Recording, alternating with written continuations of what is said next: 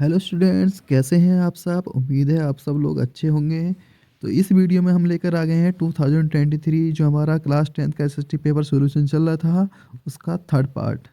First part और second part हम cover कर चुके हैं और बाकी जो क्वेश्चन बचे थे हम इस पार्ट में इसको पूरा कंप्लीट आज कर लेंगे। तो उम्मीद है आपको ये वीडियो भी पसंद आएगी। तो जैसे मैंने पहले कहा था कि आप सब्सक्राइब जरूर कर लीजिएगा चैनल को ताकि आपके पास में वीडियो आती रहे। तो चलिए समय न गवाते हुए हम शुरू कर देते हैं ये वीडियोस। तो क्वेश्चन नंबर है, describe the step to be taken to minimize environmental degradation by industry. उद्योगों द्वारा पर्यावरण निम्नीकरण को कम करने के लिए उठाए गए विभिन्न उपायों के बारे में बताइए, यानी कि क्या क्या स्टेप उठाए थे जिससे हमारा इन्वायरमेंटल जो पोल्यूशन है वो कम हो सके। तो फर्स्ट पॉइंट है आपका इसमें, देखिए, adopt cleaner technology. Industry should be use environment friendly and energy efficient technology, यानी कि इंडस्ट्री को इन्वायरमेंट फ्रेंडली और एनर्जी इफिशिएंट टेक्नोलॉजी का यूज करना चाहिए टू रिड्यूस पोल्यूशन, जिससे जो पोल्यूशन है वो रिड्यूस हो सके, यानी कि कम हो सके। दूसरा पॉइंट है इसमें, water management, proper disposal and recycling of industrial waste can prevent soil air and water pollution. तो प्रॉपर डिस्पोजल, पूरी तरीके से dispose and recycling of industrial waste, यानी कि जो इंडस्ट्रियल वेस्ट है उसका डिस्पोज हो, पूरी तरीके से डिस्पोज हो जाए और उसका रिसाइकलिंग हो जाए। ठीक है, इससे क्या होगा कि सोइल एयर एंड वाटर जो पोल्यूशन है वो आपका कम हो जाएगा, है ना, उससे रोकथाम हो जाएगी अगर पूरी तरीके से डिस्पोज कर देते हैं, रिसाइकलिंग कर देते हैं इंडस्ट्रियल वेस्ट को। जो इंडस्ट्री से जो कचरा निकलता है अगर उसको हम डिस्पोज कर देते हैं, रिसाइकिल कर लेते हैं, तो इससे हमारा सोइल पोल्यूशन, एयर पोल्यूशन या फिर वाटर पोल्यूशन में कमी आती है। थर्ड पॉइंट है, use of renewable energy, switching to renewable energies. क्या करना हमें इसमें, स्विचिंग टू रिन्यूएबल एनर्जी, यानी कि हमको अपनानी होगी रिन्यूएबल एनर्जी सोर्सेस जैसे कि सोलर एंड विंड। ठीक है, can reduce dependency on fossil fuel, जिससे क्या होगा, जो फ्यूजल फ्यूल्स होते हैं हमारे जैसे कि पेट्रोल, डीजल, कोल, ठीक है, या गैस, तो इस पे जो डिपेंडेंसी है वो कम हो जाएगी अगर हम सोलर और विंड टाइप की रिन्यूएबल एनर्जी सोर्स को यूज करते हैं। 4 पॉइंट,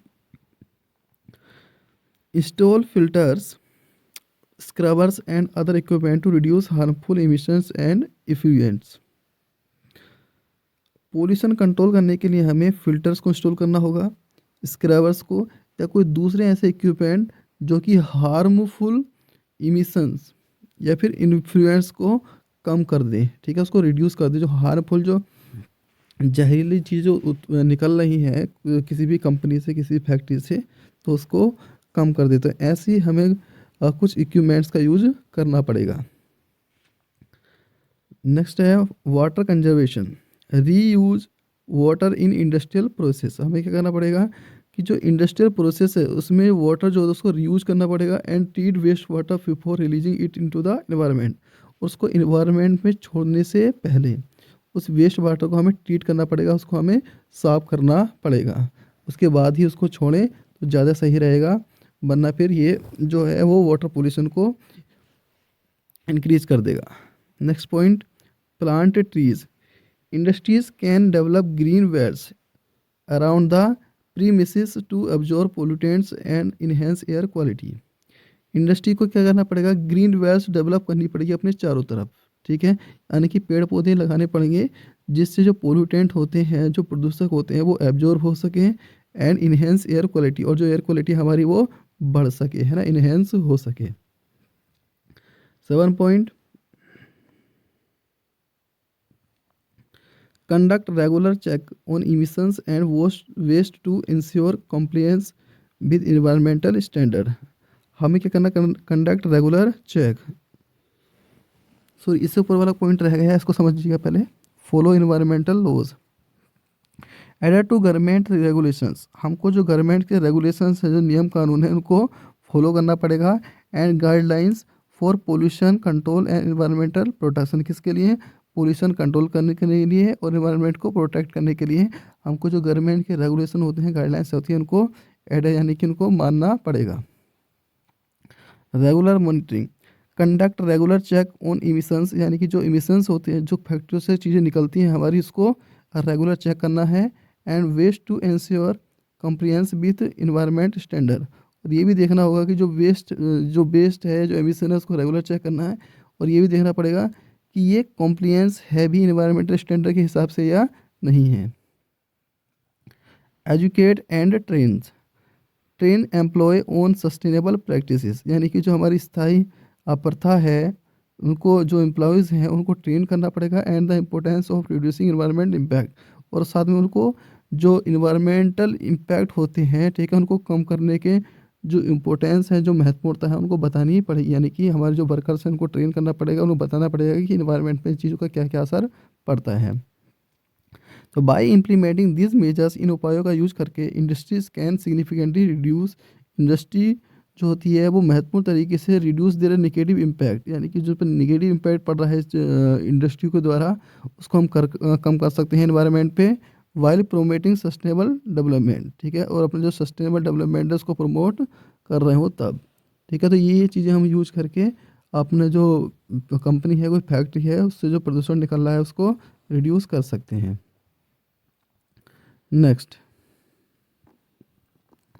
ये हिंदी है आपका, हिंदी में आप समझ लीजिएगा कि औद्योगिक गतिविधियों से पर्यावरण क्षरण को कम करने के लिए नियमित कदम उठाए जा सकते हैं। पहला है स्वच्छ तकनीकों का उपयोग, पर्यावरण अनुकूल और ऊर्जा कुशल तकनीकों को अपनाकर प्रदूषण को कम कर सकते हैं। औद्योगिक कचरे का सही निपटान और पुनर्चक्रण करके, ताकि मिट्टी, हवा और पानी का प्रदूषण रोका जा सके। हानिकारक जो सौर ऊर्जा और पवन ऊर्जा जैसी नवीकरणीय स्रोतों का उपयोग करके हम जीवाश्म ईंधन पर निर्भरता घटा सकते हैं। यानी कि जो जीवाश्म ईंधन है उनका कम यूज करके हम ऐसी चीज़ें, सौर ऊर्जा का, पवन ऊर्जा का यूज ज़्यादा से ज़्यादा करें। हानिकारक उत्सर्जन और अपशिष्ट को कम करने के लिए फिल्टर, स्क्रबर जैसे उपकरण स्थापित करने होंगे। यानी कि जो हानिकारक उत्सर्जन है या अपशिष्ट पदार्थ हैं, जो निकले हुए पदार्थ हैं जो हानिकारक हैं, ठीक है, उसको पहले फिल्टर करके ही फिल्टर करने के कुछ सिस्टम यहाँ पर लगाने पड़ेंगे। पानी का संरक्षण, औद्योगिक प्रक्रियाओं में पानी का पुनः उपयोग करें और गंदे पानी को पर्यावरण में छोड़ने से पहले शुद्ध कर लें, ठीक है। यानी कि जो पानी है वो आपका इंडस्ट्री में उसको दोबारा यूज़ कर सकते हैं, रीयूज कर सकते हैं, और जो गंदा पानी इसको छोड़ने से पहले इसको साफ़ कर सकते हैं। कुछ ऐसे प्लांट लगा सकते हैं जिससे पानी पहले ही साफ़ कर लिया जाए। औद्योगिक परिसर के चारों ओर हरित क्षेत्र विकसित करें ताकि प्रदूषकों को अवशोषित किया जा सके और वायु गुणवत्ता बेहतर हो। यानी कि अपनी भी इंडस्ट्री के चारों तरफ कंपनियां क्या कर सकती हैं, अपने पेड़ पौधे लगा सकती हैं, ताकि जो प्रदूषक होते हैं, जो पोल्यूटेंट होते हैं, वो अवशोषित हो सकें, और जिससे हमारी जो वायु है वो साफ हो जाए। प्रदूषण नियंत्रण और पर्यावरण संरक्षण के लिए सरकार के नियमों और दिशा निर्देशों का पालन करना भी जरूरी है। उत्सर्जन और अपशिष्ट पर नियमित रूप से जांच करें ताकि पर्यावरण मानकों का पालन सुनिश्चित रूप से किया जा सके। कर्मचारियों को स्थायी प्रथाओं और पर्यावरण प्रभाव को कम करने के महत्व के बारे में प्रशिक्षित करें। तो ये सब कर सकते हैं ताकि जो है वो इंडस्ट्री से होने वाले प्रदूषण को कम कर सकें। नेक्स्ट क्वेश्चन है, what is the main difference between a federal form of government and A unitary one, explain with an example. The main difference between a federal form of government and unitary form of government lies in the distribution of power between central and regional government। यानी कि इन दोनों में जो main difference है किस किस में, federal form government में और यूनिटरी फॉर्म ऑफ गवर्नमेंट में, वो है आपका पावर के डिस्ट्रीब्यूशन का, ठीक है। किस किस के बीच में, सेंट्रल या फिर रीजनल इन्वायरमेंट, रीजनल गवर्नमेंट, इनके बीच में जो हमारी पावर शेयरिंग का है, इसके डिस्ट्रीब्यूशन को लेकर ही हम इसमें डिफरेंस कर सकते हैं। जैसे federal government, in a federal system power is shared between the central government and the state और रीजनल गवर्नमेंट। यानी कि जो आपका ये फेडरल गवर्नमेंट सिस्टम है, इसमें क्या होता है, जो पावर शेयर कर दी जाती है वो सेंट्रल गवर्नमेंट, स्टेट गवर्नमेंट या फिर रीजनल गवर्नमेंट में शेयर कर दी जाती है। Both levels of government are independent, यानी कि जो जितने भी लेवल्स होते हैं गवर्नमेंट के वो इंडिपेंडेंट होते हैं इन दियर रेस्पेक्टिव एरिया। यानी कि अपने अपने एरिया में जो काम करने के लिए, अपने एरिया से रिलेटेड जो भी उसमें इश्यू होते हैं उनको सोल्व करने के लिए इंडिपेंडेंट रहते हैं। Of governance as defined by a constitution. ठीक है, किस किस सब्जेक्ट पर आप ये कह सकते हैं कि नियम कानून बना सकते हैं, लॉज इम्प्लीमेंट कर सकते हैं, वो सब कॉन्स्टिट्यूशन में लिखा होता है। तो जो कॉन्स्टिट्यूशन ने डिफाइन कर दिया है उसी को अकॉर्डिंग आप इंडिपेंडेंट हैं कि अपने ही सब्जेक्ट पर वर्क कर सकें। Example, India where power is divided between the central and state government, यानी कि इंडिया में जो पावर है वो सेंट्रल और स्टेट गवर्नमेंट में डिवाइड हो रखी है। Both can make law on specific subject, दोनों ही क्या कर सकते हैं, अपने लॉज बना सकते हैं एक स्पेसिफिक सब्जेक्ट में जो कि कॉन्स्टिट्यूशन में लिखा होता है। ठीक है, लाइक जैसे एजुकेशन पर, हेल्थ पर, या फिर और दूसरे जो भी हमारे इशू हो सकते हैं, दूसरे सब्जेक्ट हो सकते हैं जो कि आपके कॉन्करेंट लिस्ट में होते हैं, उन पर ये दोनों अपने अपने स्पेसिफिक सब्जेक्ट पर नियम कानून बना सकते हैं। जब बात करते हैं यूनिटरी गवर्नमेंट की, तो in a unitary system all power are concentrated in the central government, यानी कि सारी की सारी पावर क्या होती है, वो आपके सेंट्रल गवर्नमेंट में कॉन्सेंट्रेटेड होती है, यानी कि सारी पावर किसको मिली होती है, सेंट्रल गवर्नमेंट को मिली होती है। जबकि आप फेडरल में बात करते हैं तो पावर डिवाइड हो चुकी होती है। रीजनल और लोकल गवर्नमेंट, ठीक है, सेंट्रल गवर्नमेंट में, रीजनल और लोकल गवर्नमेंट में, if they exist work under the authority of the central government, अगर वो हैं, कौन कौन सी क्या है, अगर रीजनल और लोकल गवर्नमेंट हैं तो वो आपके सेंट्रल गवर्नमेंट के अंडर में ही काम कर सकती हैं। ठीक है, उनकी अथॉरिटी में ही काम कर सकती हैं। Example, United Kingdom where the central government in London, जहाँ पर सेंट्रल गवर्नमेंट कहाँ है, लंदन में है, होल्ड सुप्रीम अथॉरिटी, जिसके पास में सुप्रीम अथॉरिटी है, यानी कि सबसे ज़्यादा अथॉरिटी किसके पास में है, सेंट्रल गवर्नमेंट के, जो कि लंदन में है। एंड लोकल गवर्नमेंट है limited power granted by it, और लोकल गवर्नमेंट को इनके द्वारा बहुत ही लिमिटेड पावर दी गई है, यानी कि कम पावर इनको दी गई है। ठीक है, तो अगर हम देखते हैं पावर शेयरिंग के हिसाब से, तो फेडरल गवर्नमेंट जो में पावर आपकी बटी होती है, डिवाइडेड होती है, और सभी अपने अपने सब्जेक्ट पर इंडिपेंडेंट रूप से वर्क कर सकते हैं। लेकिन यूनिटरी गवर्नमेंट में क्या रहता है, सारी पावर आपके सेंट्रल के पास में होती है, वो चाहे तो अपने नीचे वालों को कुछ पावर दे सकती है, और ना चाहे तो वो पूरी अथॉरिटी अपने पास में रखती है। ठीक है, इसका हिंदी वर्जन देख लेते हैं।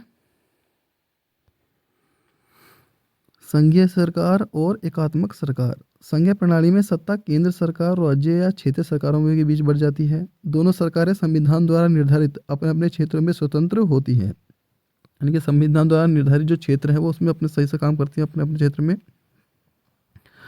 भारत, जहाँ केंद्र और राज्य सरकारों के बीच शिक्षा, स्वास्थ्य आदि जैसे विषयों पर अधिकार विभाजित है। भारत में केंद्र और राज्य सरकारों के बीच में जो है वो अपना अधिकार जो है वो बटे हुए हैं।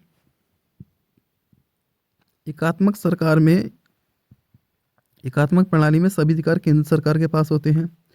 क्षेत्रीय स्थानीय सरकारें यदि मौजूद हो तो केंद्र सरकार के अधीन ही कार्य करती हैं। यूनाइटेड किंगडम, जहां लंदन में केंद्र सरकार के पास सर्वोच्च अधिकार हैं और स्थानीय सरकार को सीमित शक्तियां दी जाती हैं। तो इसके एग्जाम्पल भी है, क्योंकि एग्जाम्पल भी इसमें पूछे हुए थे। नेक्स्ट क्वेश्चन है, state one prudential reason and one moral reason for power sharing with an example from the Indian context. भारतीय संदर्भ में सत्ता की हिस्सेदारी का एक उदाहरण देते हुए इसका एक युक्तिपूर्वक और नैतिक कारण बताइए।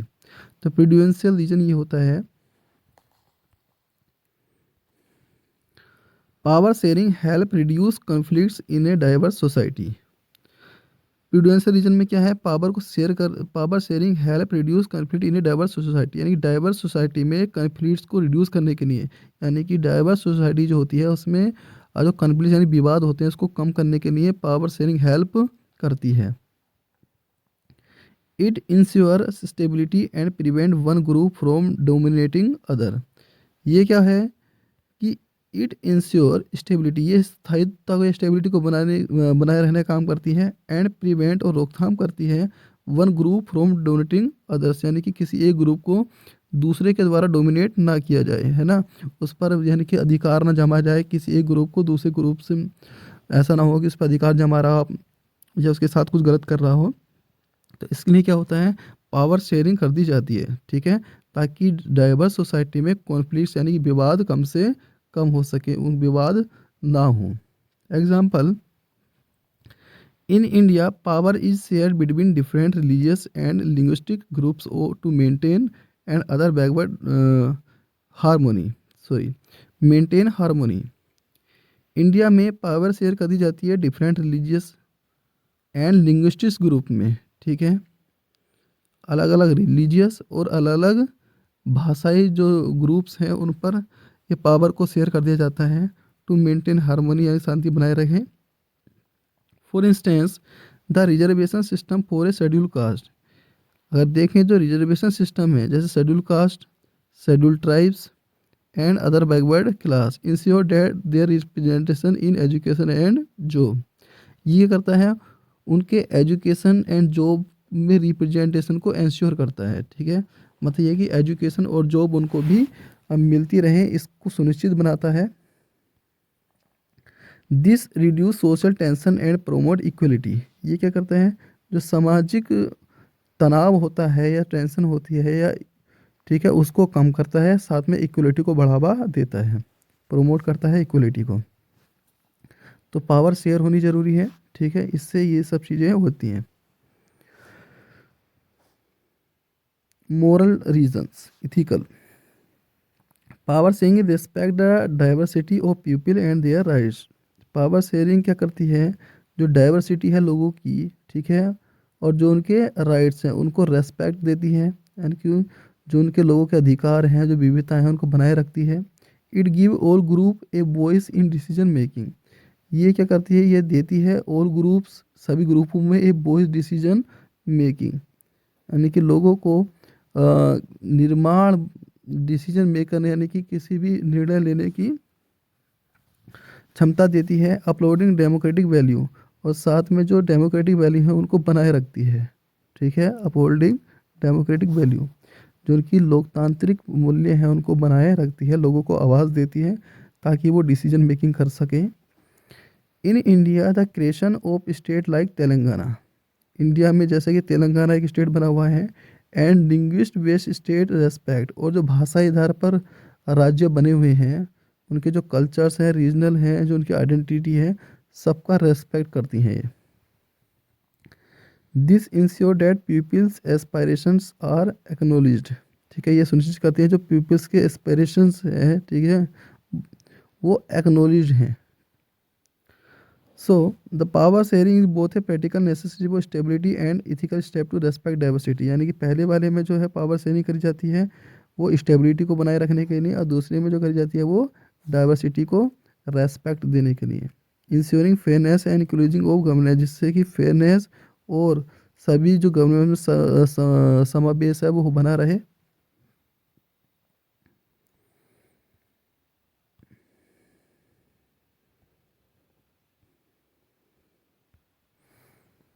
ठीक है, इसमें एक चीज़ हो रहा है जैसे ये दिस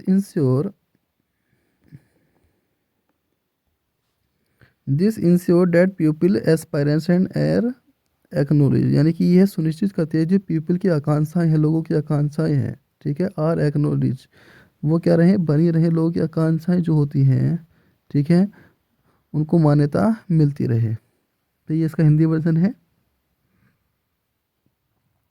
शक्ति साझा करने से विविध समाज में संघर्ष को कम करने में मदद मिलती है, यह स्थिरता सुनिश्चित करता है और किसी एक समूह को दूसरे पर हावी होने से रोकता है, यानी कि एक समूह को वन ग्रुप को दूसरे ग्रुप पर डोमिनेट होने से रोकता है।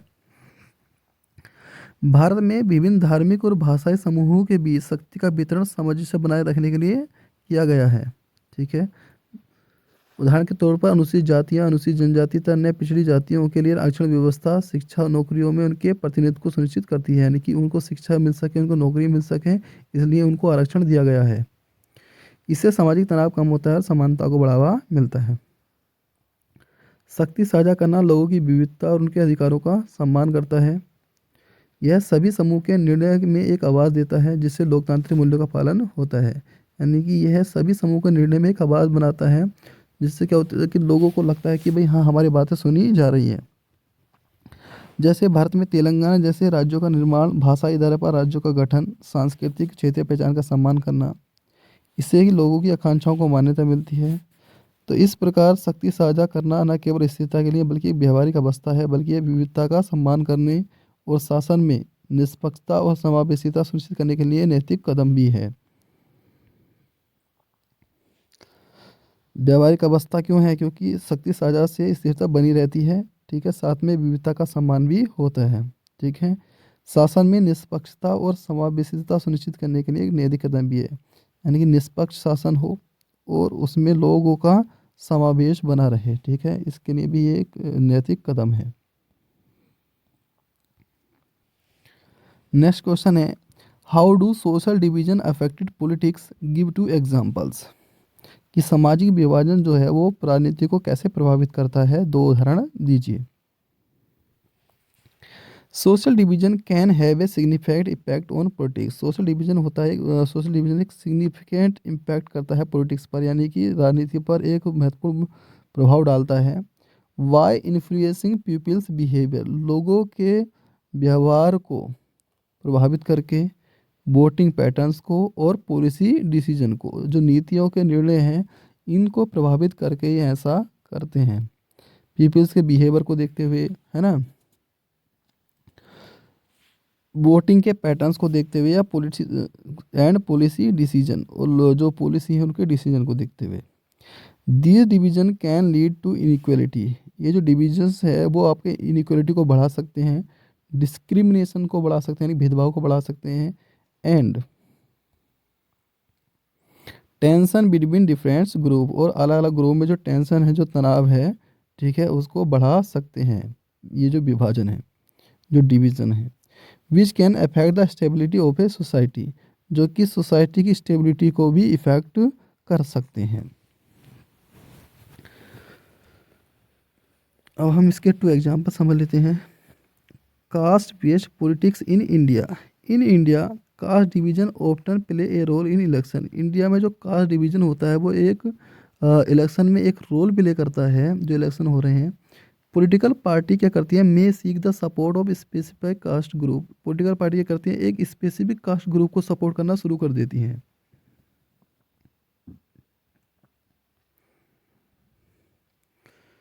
ठीक है, एक विशिष्ट जो कास्ट ग्रुप है उसको सपोर्ट करना शुरू कर देती हैं। Leading to caste based voting, जिससे कि कास्ट बेस्ड वोटिंग बढ़ जाती है, ठीक है, लोग कास्ट के बेस के आधार पर ही वोटिंग करना शुरू करते हैं। This sometime result in the marginalization of certain caste. इससे क्या होता है, ऐसा परिणाम ये निकलता है कि जो कुछ कास्टेज हैं वो मार्जिनलाइज हो जाती है, यानी कि उन पर ध्यान नहीं जाता, उनकी उपेक्षा कर ली जाती है। एंड फ्यूल सोशल डिविजन्स, ठीक है, जिससे सोशल डिवीजन बढ़ जाता है। कुछ कास्ट पर तो ध्यान नहीं दिया जाता, क्योंकि एक कास्ट को लेकर लोग वोट मांगना शुरू कर देते हैं, तो जो दूसरी कास्ट है वो उसकी उपेक्षा कर दी जाती है, जिससे कि सोशल डिवीजन बढ़ता है, यानी कि लोगों में जो भेदभाव है कास्ट को लेकर वो और भी बढ़ जाता है।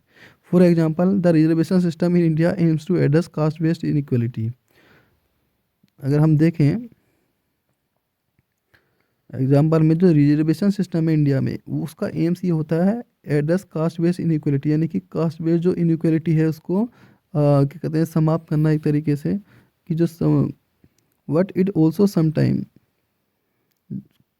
जो असमानता हमको दिखाई देती है, इनइक्वलिटी दिखाई देती है कास्ट के आधार पर, इसको समाप्त करना, उसको एड्रेस करना है, इसका ही रिजर्वेशन सिस्टम का काम है।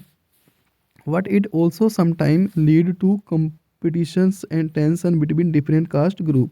लेकिन कभी कभार क्या होता है, समटाइम्स लीड टू कंपटीशन, यह प्रतिस्पर्धा को बढ़ा देता है, एंड टेंशन और तनाव को बढ़ा देता है बिटवीन डिफरेंट कास्ट ग्रुप, यानी कि अलग अलग कास्ट ग्रुप में जो टेंशन हो जाती है, कंपटीशन होता है, उसको बढ़ा देता है। दूसरा है आपका religious division in politics. Religious difference can also impact politics.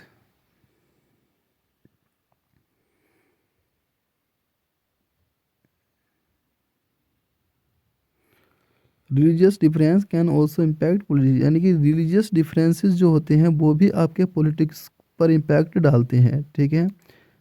ऊपर वाले में हमने कास्ट को देखा, इसमें हम रिलीजियस को देखते हैं। In India the division between Hindu and Muslim community. India में जो डिवीजन है हिंदू और मुस्लिम कम्युनिटी में, हैज़ इन्फ्लुएंस्ड पॉलिटिकल पार्टी, वो पॉलिटिकल पार्टी को इन्फ्लुएंस करता है यानी प्रभावित करता है टू अडॉप्ट पॉलिसी, नीतियों को अपनाने के लिए। That appeal to specific religious group, जो कि स्पेशल रिलीजियस ग्रुप के लिए अपील की गई हो, ठीक है। एक तो उसके लिए वो ये क्या कहता है, इन्फ्लुएंस करता है पॉलिटिकल पार्टी को by religious. This can sometime lead to communal tension, ये क्या करता है, कभी कभार कम्युनल टेंशन पैदा कर देता है एंड वायोलेंस पैदा कर देता है, अफेक्टिंग पॉलिटिकल स्टेबिलिटी, जिससे जो पॉलिटिकल स्टेबिलिटी है वो इफेक्ट होती है। In short, social division can shape political decision, social division क्या कर सकता है, पॉलिटिकल डिसीजन को शेप देता है।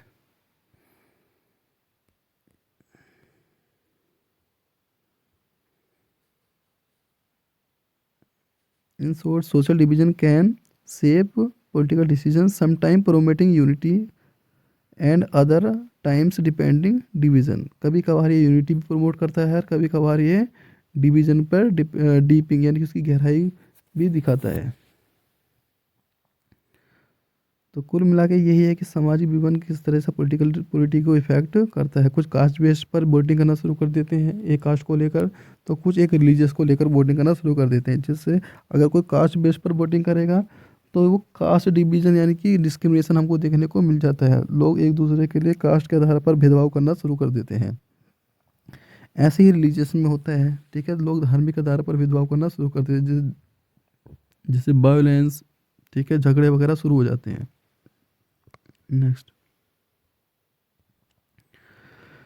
सामाजिक विभाजन राजनीति पर महत्वपूर्ण प्रभाव डाल सकते हैं क्योंकि ये लोगों के व्यवहार, मतदान पैटर्न और नीतिगत निर्णयों को प्रभावित कर देते हैं।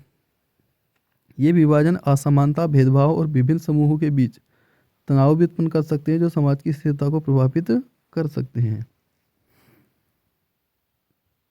तो इससे क्या क्या हो जाता है, ये विभाजन असमानता, भेदभाव, ठीक है, और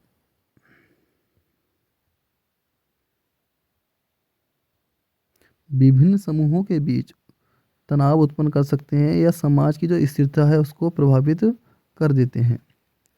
जैसे भारत में जातिवाद आधारित राजनीति, भारत में जाति के विभाजन चुनावों में महत्वपूर्ण भूमिका निभाते हैं।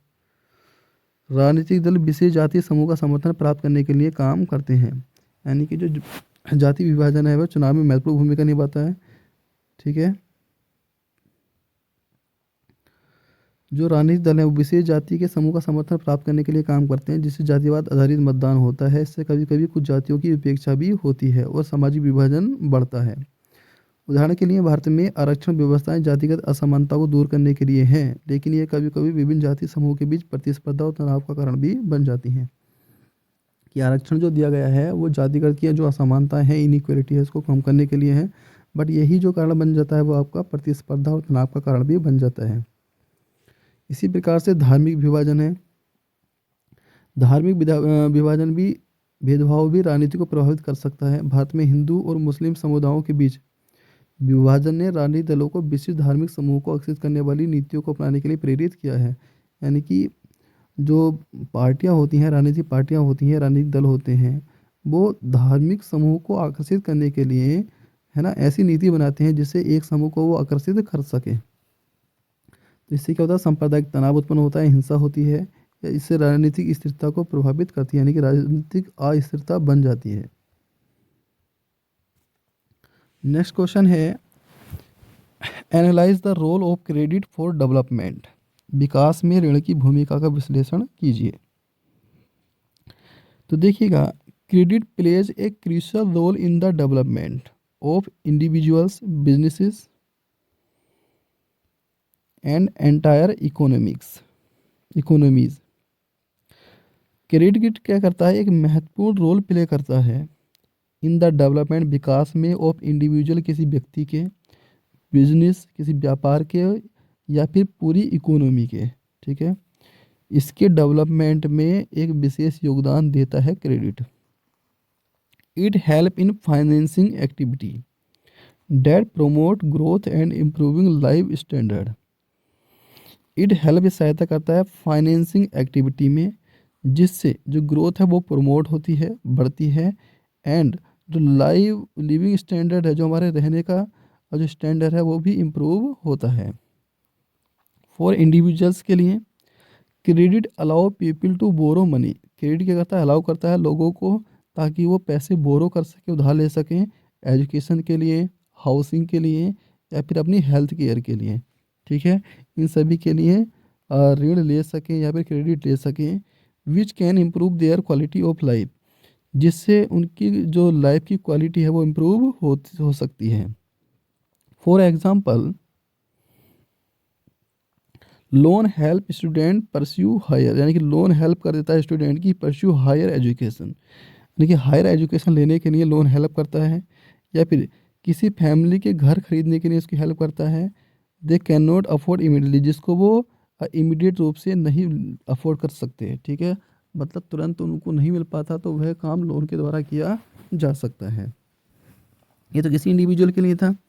बिजनेस के लिए क्या है, credit provide businesses with the fund needed to invest in new project, credit क्या करता है, प्रोवाइड करता है businesses with the funds need to invest in new project, किसी नए प्रोजेक्ट में इन्वेस्ट करने के लिए। ठीक है, फंड की जब नीड होती है तो वो आपका क्रेडिट प्रोवाइड करते हैं, यानी क्रेडिट देकर हम न्यू प्रोजेक्ट में इन्वेस्ट कर सकते हैं। एक्सपेंड ऑपरेशन, अपने ऑपरेशंस जो क्रियाएं हैं उनको बढ़ा सकते हैं, और इम्प्रूव टेक्नोलॉजी, और जो टेक्नोलॉजी है उसको इम्प्रूव कर सकते हैं किसी बिजनेस में। This leads to increase productions, ये ये है प्रोडक्शन को बढ़ाने, job creation and economic growth, सभी को इंक्रीज करने, इसको लीड करने के काम आता है।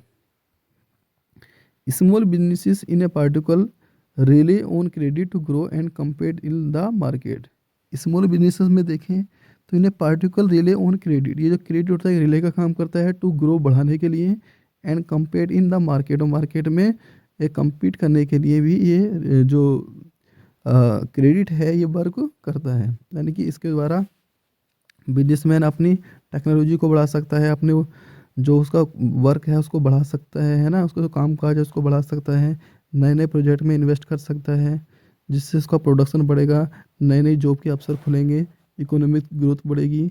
और छोटे बिजनेसमैन के लिए वो भी मार्केट में अपने हाथ आजमा सकते हैं, कम्पीट कर सकते हैं मार्केट के अंदर, अपने प्रोडक्ट को लॉन्च कर सकते हैं।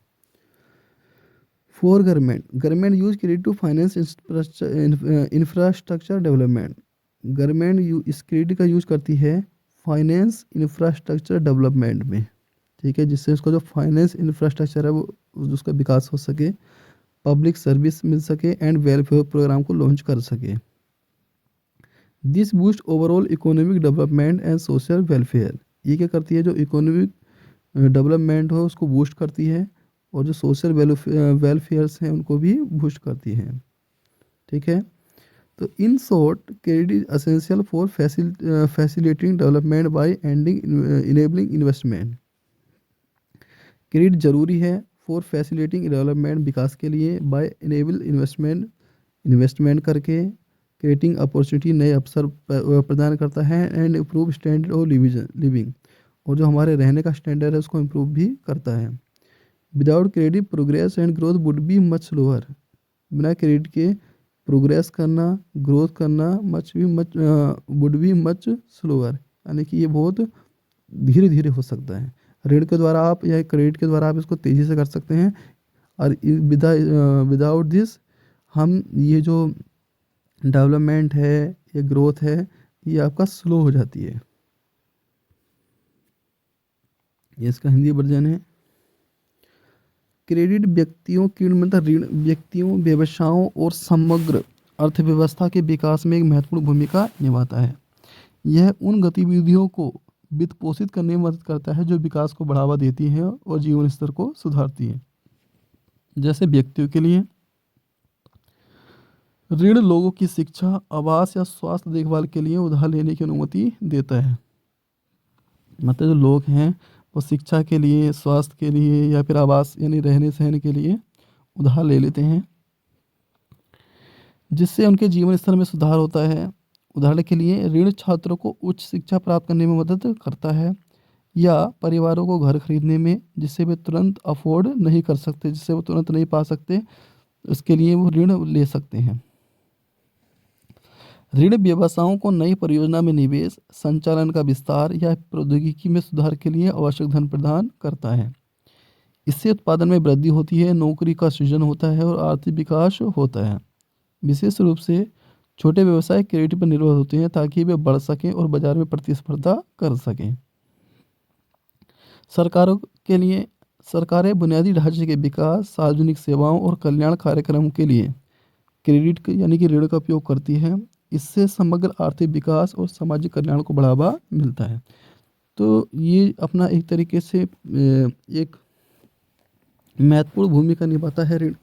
ठीक है, व्यवसायों के लिए भी, व्यक्तियों के लिए भी और सरकार के लिए भी।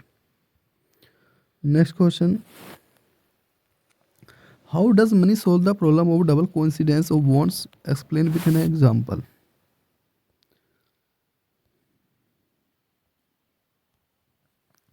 Money solve the problem of double coincidence of wants which occur in a water system. यानी कि जो डबल कोइंसिडेंस की प्रॉब्लम है उसको मनी सोल्व कर देती है। ठीक है, which occurs in a barter system, जो कि एक वाटर सिस्टम है। इन वाट जो कि which occurs in a barter system, जैसे कि डबल कोइंसिडेंस की जो प्रॉब्लम थी वो वाटर सिस्टम में होती थी। In barter for a trade to happen, barter system में व्यापार करने के लिए both parties have something the other wants, दोनों पार्टियों के पास ऐसा कुछ होना चाहिए था, ऐसा कुछ होना चाहिए जो दोनों पार्टियों को चाहिए होता है। This can be difficult to achieve, यह बहुत ही कठिन है इस चीज़ को प्राप्त करना। जैसे ऐसे समझिएगा, पहले हम इसको एग्जांपल समझ लेते हैं फिर आपको पता चलेगा कि क्या है। Suppose you are a farmer, कि आप एक किसान हैं, एंड यू ग्रो बीट, और आपने कुछ गेहूँ उगाए। तो in a barter system, barter system में क्या होगा, you would need to find a person, आपको एक ऐसे व्यक्ति को खोजना होगा, हु वॉन्ट बीट, जिसको गेहूँ चाहिए, and has something you need, और वो चीज़ आपको दे सके जिससे आपको ज़रूरत है, जैसे कि कपड़े वगैरह आपको दे सके जिसकी आपको ज़रूरत है। ठीक है, तो ये क्या होता है वाटर सिस्टम, कि हमें एक ऐसे व्यक्ति को देखना होता है जिसे वो चीज़ चाहिए जो हमारे पास है। ठीक है, और हमें उससे वो चीज़ चाहिए जो हम चाहते हैं। तो ऐसे व्यक्ति मिलना बहुत ही कठिन होता है। This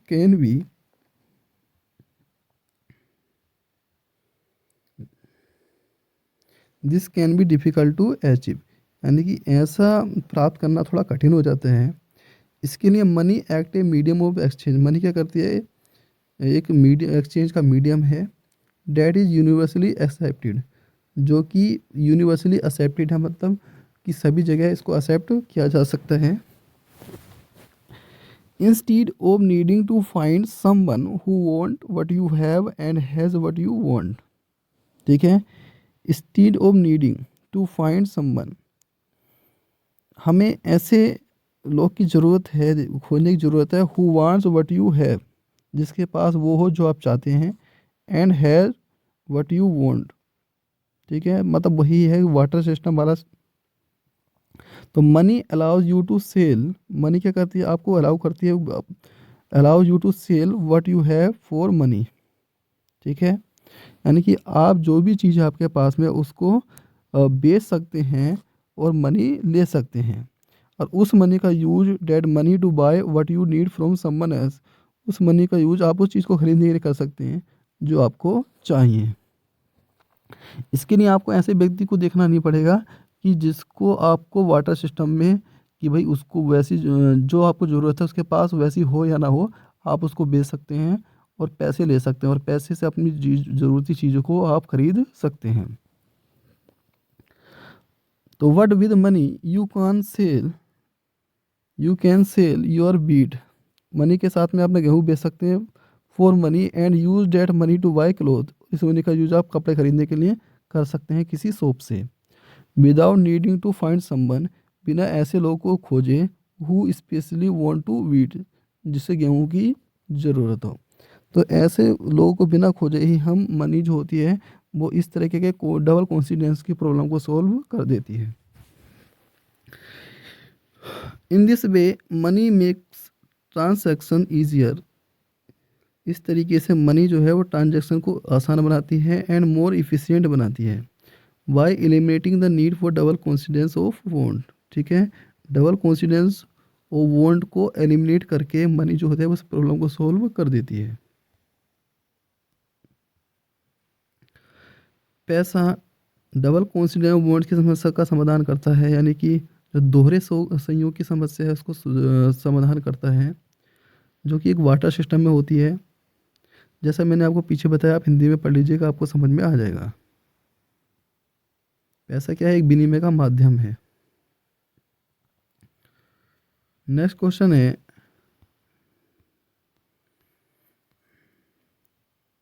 how has liberalisation of trade and investment policies help the globalisation process.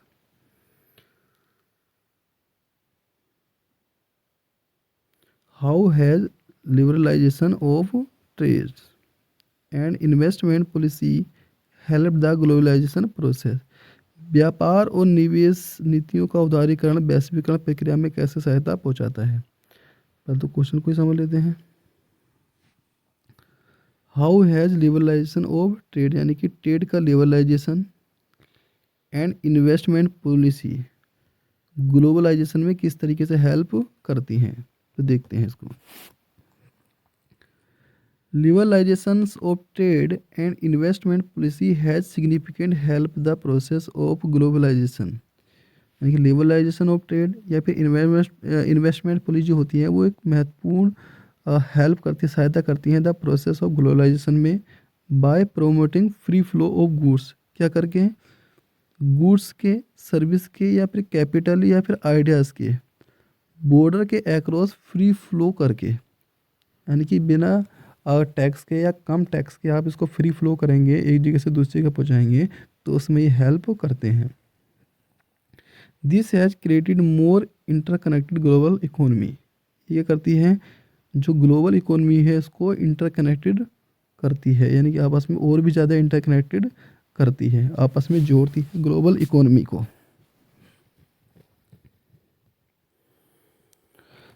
First है आपका reduce trade barriers. Liberalisation has lead to the reduction of tariffs. Liberalisation में क्या होता है, जो टैरिफ्स होते हैं या फिर कोटाज होते हैं एंड अदर सर्विस जो भी होती हैं, ठीक है, उनको रिडक्ट करता है, उनको रिडक्ट यानी कि उसमें कमी कर देता है। जो ट्रेड रेस्ट्रिक्शन है,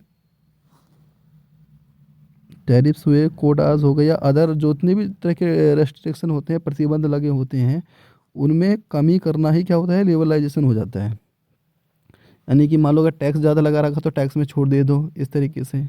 ठीक है, तो जो हमारे जितने भी प्रतिबंध होते हैं गवर्नमेंट के द्वारा लगे हुए, उसको कम करना ही क्या है आपका एक तरीके से लिबरलाइजेशन है। दिस मेक इट ईजियर, यह है आसान बनाता है, एंड चीपर सस्ता बनाता है, for country exchange, for countries देश के लिए, to exchange goods and service, यानी किस गुड्स को, वस्तु को, या फिर किसी सर्विस को एक्सचेंज, किसी देश के लिए एक्सचेंज करने को ये आसान और सस्ता बना देता है। For example, countries can now access foreign markets. Countries क्या कर सकती हैं, फॉरेन मार्केट को एक्सेस कर सकती हैं विदाउट फेसिंग हैवी टैक्सेस, यानी बिना किसी हैवी टैक्स का सामना करे बगैर इंपोर्ट पर वो अपना मार्केट में अपनी पकड़ बना सकती हैं, लीडिंग टू इंक्रीज ट्रेड, जिससे कि जो ट्रेड होता है, जो व्यापार होता है, वो बढ़ता है। तो कुल मिला के कहने का मतलब ये है कि टैक्स बैक्स इस चीज़ों में कमी कर कर, ठीक है, लोग अपने गुड्स को या सर्विस को एक देश से दूसरे देश में आसानी से एक्सचेंज कर सकते हैं। ये बहुत ज़्यादा इजी हो जाता है और सस्ता भी हो जाता है अगर टैक्स कम हो जाए तब। इससे क्या होता है, जो ट्रेड है वो इंक्रीज हो जाता है, जो व्यापार है वो बढ़ता है। ठीक है, साथ में जो कंट्रीज हैं, देश हैं, उनकी विदेश की जो मार्केट है उसकी पकड़ बनती है। दूसरा है increase foreign investment. Liberal policies have attract foreign direct investment. Liberal policy क्या करती है, जो फॉरेन डायरेक्ट इन्वेस्टमेंट है उसको अट्रैक्ट करती है, यानी कि लोगों को अपने यहाँ पर क्या कहते हैं इन्वेस्टमेंट करने में हेल्प करती है, उनको अट्रैक्ट करती है कि तुम आओ और हमारे यहाँ पर आकर अपनी कोई कंपनी लगाओ या कुछ कोई भी बिजनेस यहाँ पर आकर ओपन करो। Allowing business to invest in different country, ये अलग अलग कंट्री में बिजनेस में इन्वेस्ट करने को अलाउ करती हैं। ठीक है, जैसे अभी बताया गया कि कोई भी देश है, मान लो अगर हमने लेवलाइजेशन की पॉलिसी ले रखी है तो हम दूसरे देश से कहेंगे कि भाई हमारे यहाँ आकर अपनी कंपनियाँ लगाओ। This has lead to the growth of multinational company, इससे क्या होता है जो मल्टीनेशनल कंपनी है, ठीक है, उनकी ग्रोथ बढ़ती है। क्रिएटिंग जॉब्स, नई नई जॉब्स उत्पन्न होती हैं। एंड बूस्टिंग लोकल इकोनॉमी, और जो हमारी इकोनॉमी है, लोकल इकोनॉमी है, वो बूस्ट होती है। For instance companies like Apple and Toyota operate in many countries, जो कंपनी है जैसे एप्पल हो गई, टोयोटा हो गई, ये अपनी अलग अलग देशों में अपनी कंपनी को ऑपरेट कर रहे हैं। Benefiting from relaxation investment rule, और जो रिलैक्स्ड इन्वेस्टमेंट रूल है इनका पूरा फ़ायदा उठा रहे हैं।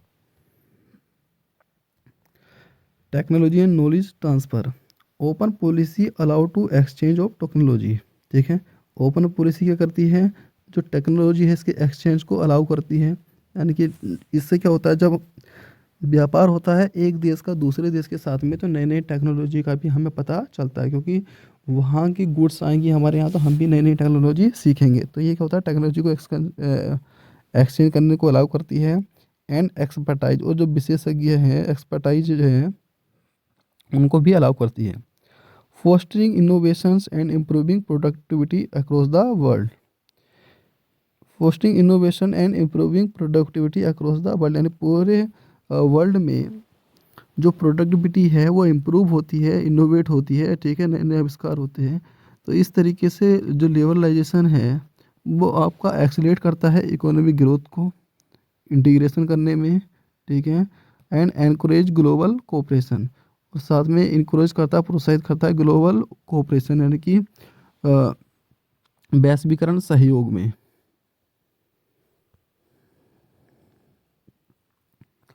व्यापार और निवेश नीतियों के उदारीकरण ने वैश्वीकरण की प्रक्रिया को महत्वपूर्ण रूप से बढ़ावा दिया है, क्योंकि इसने पुरानी वस्तुओं, वस्त्रों नहीं होगा यहाँ पर, वस्तु होगा, इसको वस्तु कर लेना, वस्तुओं, सेवाओं, पूंजी और विचारों के मुक्त प्रवाह को सीमा पार संभव बनाया है।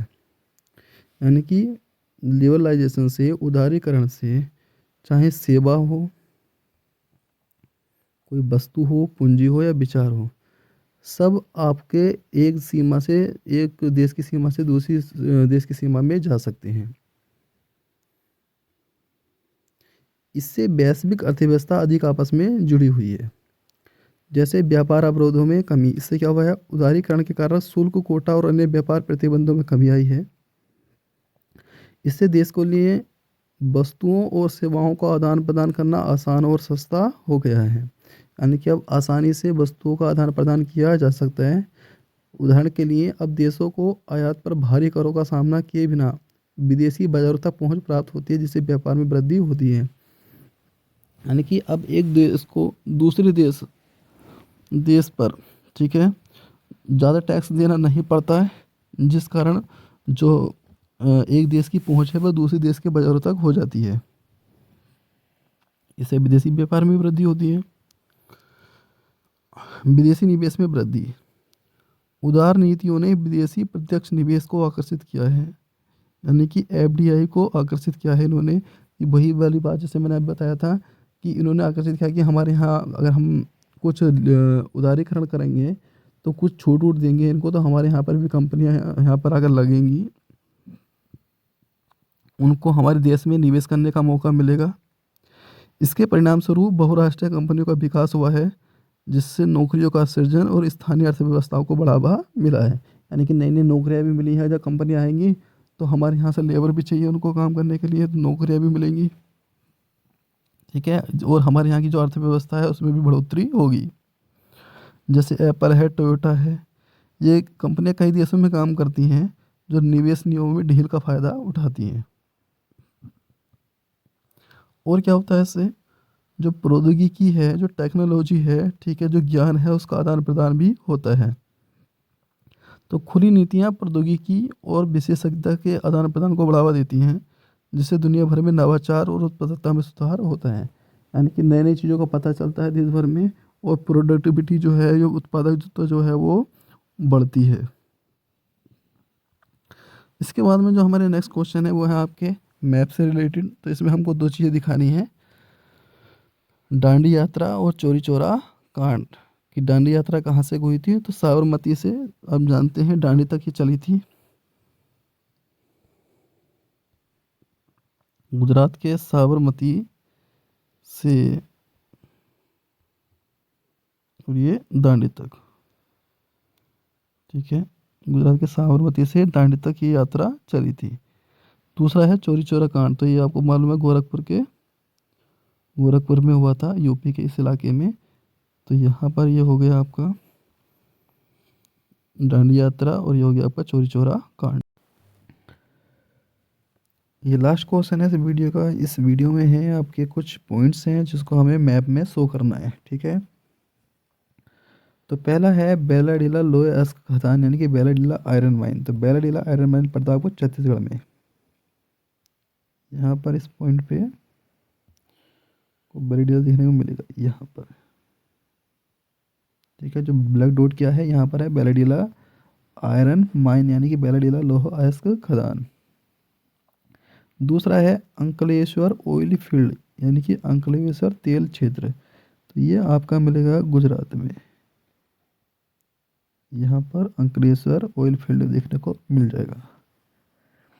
थर्ड है आपका north terminal of north south corridor, उत्तर दक्षिण गलियारे का उत्तरी छोर। तो ये पड़ेगा आपको यहाँ श्रीनगर,